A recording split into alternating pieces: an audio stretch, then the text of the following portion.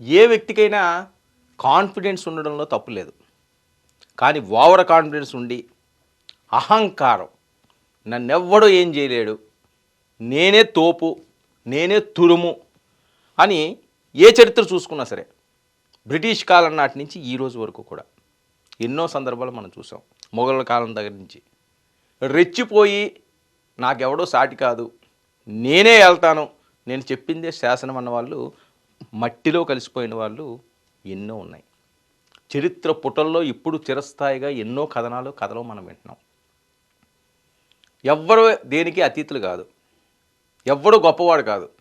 ఈరోజు ఒక సామాన్యంగా ఉన్నవాడు రేపు గొప్పవాడైన సందర్భాలు, గొప్పవాడు అధంపాతాళానికి వెళ్ళిపోయిన సందర్భాలు ఎన్ని ఉన్నాయి ప్రపంచ చిత్రపటంలో. సో అగ్రరాజ్యం మేము ఏం చేసినా చెల్లుతుంది, మమ్మల్ని ఎవడో కూడా అడ్డుకునేవాడు లేడు, మమ్మల్ని ఎవడో కూడా ఆపేవాడు లేడు అని ఎవ్వరు విర్రవీగినా వాళ్ళ పతనం మొదలైనట్టే.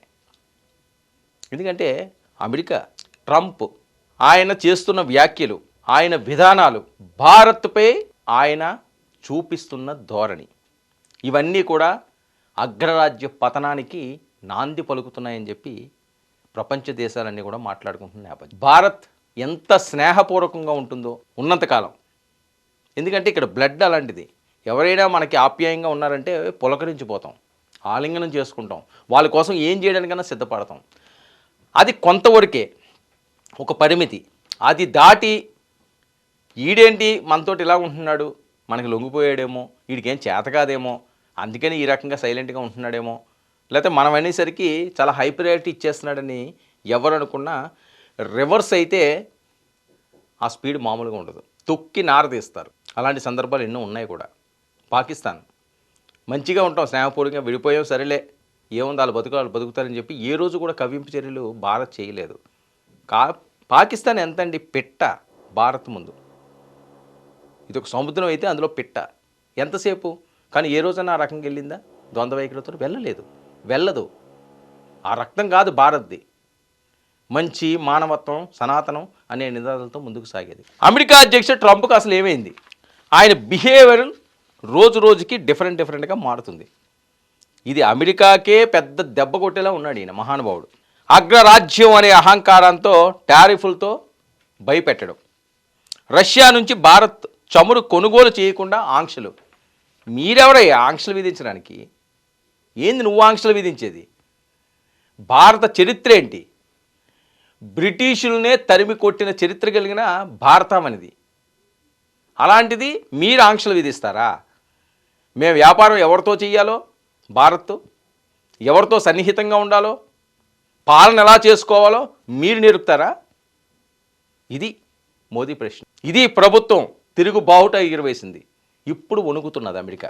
రష్యా నుంచి చమురు కొనుగోలు చేస్తే సుంకాలు పెంచుతామని వార్నింగ్.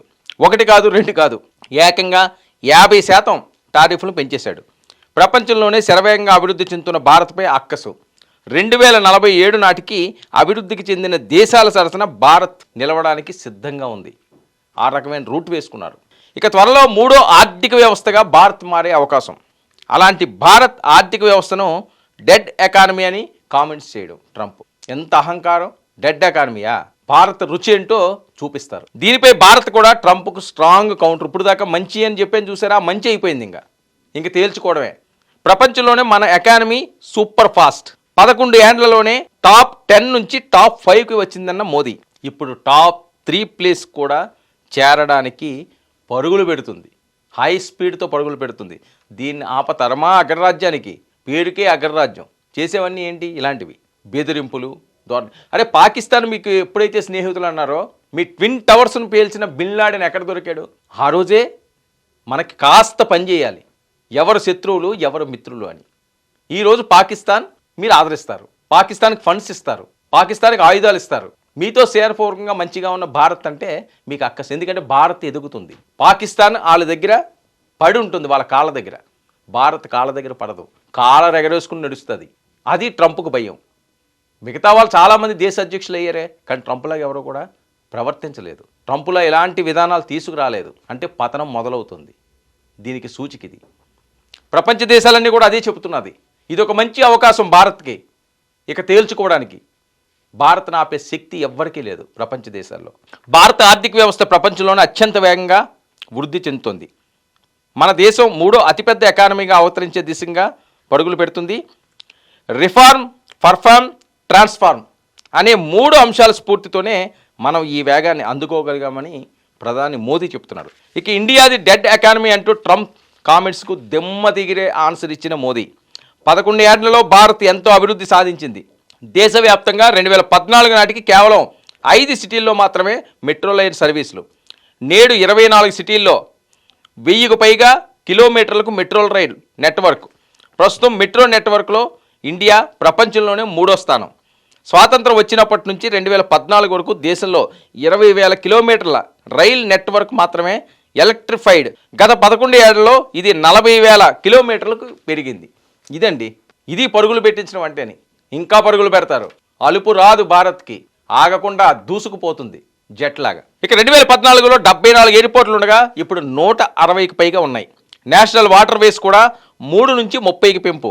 విద్య, వైద్య రంగాల్లో దేశం ఎంతో అభివృద్ధి. 2014కు ముందు మన ఎగుమతులు $468 బిలియన్. నేడు అది $824 బిలియన్ పెరిగింది. ఇది కదా భారత్ సత్తా, ఇది కదా ఎదగడం అంటే. చిన్న స్థాయి నుంచి ఎదిగిన వాడే గొప్పవాడు అవుతాడు. ఎవరో అపర కోటేశ్వరకు పుట్టినోడు ఆడు ఇంకా కోట్లు సంపాదిస్తే అది పెద్ద గొప్పతనం కాదు. సామాన్యంగా పేదరికం ఇంట్లో పుట్టి ఉన్నత శిఖరాలకు ఎదిగితే అది గొప్పతనం అంటారు. ఆ గొప్పతనం భారత్కు ఉంది. ఇక మొబైల్ హ్యాండ్సెట్ల ఎగుమతుల్లో టాప్ 5లో ఉన్నాం. మన ఎలక్ట్రానిక్ ఎక్స్పోర్ట్లు $6 బిలియన్ నుంచి $38 బిలియన్ పెంచాం. ఆటోమొబైల్ ఎగుమతులు $16 బిలియన్ నుంచి రెట్టింపు. టాప్ 4 దేశాల్లో ఒకటిగా అవతరించామన్న ప్రధాని మోదీ. అమెరికాకి చేరువవుతుంది, అది ట్రంప్కు పడుతుంది, వణుకు పుడుతుంది. దానికే ఇవన్నీ కూడా ఈ వేషాలు. ఇక ఆపరేషన్ సింధూర్ విజయంతో మన టెక్నాలజీ ప్రపంచానికి తెలిసింది. Indian technology, make in India కీలక పాత్ర పోషించాయన్న ప్రధాని నరేంద్ర మోదీ. పాకిస్తాన్ భూభాగంలోకి వెళ్ళి టెర్రర్ స్థావరాల ధ్వంసం, భారత్ సరికొత్త రూపాన్ని ప్రపంచం తొలిసారిగా చూసిందని సగర్వంగా మేసం మెలేసి మాట్లాడుతున్న భారత్. నువ్వు సుంకాలు విధిస్తాము, రష్యాని, భారత్ని, చైనాని వేడి చేస్తాము.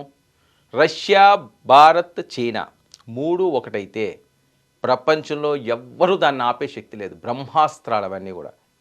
బ్రహ్మాస్త్రాన్ని ఎవరూ ఆపలేరు. అదే పరిస్థితి ఈ 3 కానీ కలిసినాయి అంటే. సో మీరు ఏదో రకంగా తగాదాలు పెట్టుకుంటో, వేరే రకంగా దాన్ని డైవర్ట్ చేసో, ఒకరికొకరు పన్నీయకుండా కుయుక్తులతో ఇంతకాలం నడిచారు. ఇది ఒక మంచి అవకాశం భారత్కి. ప్రధాని మోదీ నిప్పులు చెరుగుతున్నారు. ఎక్కడైతే ట్రంప్ కోసం ఎంతో అద్భుతంగా ఈయన పొగిడాడో, ఎంతో ఆదరించాడో, వాటిలన్నిటికీ కూడా చెల్లిచీటీ పడిపోయింది. ట్రంప్కి వణికించే విధంగా ప్రధాని మోదీ తీసుకుంటున్న నిర్ణయాలు. నువ్వు సుంకాలు వేస్తావా, వెయ్యి, నీ సంగతి ఏంటో మేము తెలుస్తాం అంటున్నారు. మాకెక్కడ చవుడు తక్కువ వస్తే అక్కడికి వెళ్ళి కొనుక్కుంటాం, మాకు ఎవరు మాతో స్నేహంగా ఉంటే వాళ్ళతో మేము స్నేహం చేస్తాం, ఏం చేస్తావు చేసుకోమంటున్నారు. వెనక్కి తగ్గుతారు. బెదిరించేవాడు ఎప్పుడూ కూడా అటాకులు చేయడండి, గుర్తుపెట్టుకోండి. పాకిస్తాన్ చూడండి ఏం చేస్తుంటుంది, ఏముంటుంది వాళ్ళ దగ్గర, బెదిరింపులు, ప్రచారాలు. అబ్బా ఇది అది అది. కొంతమంది పహిల్వాన్లు ఉంటుంటారు, ఆడి గట్టిగా కన్నెర్ర చేస్తే పాడిపోతారు. కానీ ఆడ కబుర్లు ఎంత బాగా చెప్తుంటాడంటే, నాకు ఈ కండలు చూడరు ఎలా ఉన్నాయో, 10 మందిని పీల్చి పిప్పి చేసేస్తానంటాడు. ఒక్కడు కానీ ఎదుర్కొంటే నిలబడితే తోక ముడిచి పాడిపోతాడు. అలాంటి పరిస్థితులు చాలామంది వ్యక్తుల్లోనే ఉన్నాయి, కొన్ని దేశాల్లోనే ఉన్నాయి. అమెరికా అనేది తన డాలర్ హల్చల్ చేస్తుంది, దాని ప్రభావం కనిపిస్తుంది. దాన్ని ఇప్పుడు తగ్గిస్తారు, దాన్ని కుదమట్టానికి దించుతారు, సెట్ అయిపోద్ది మ్యాటర్.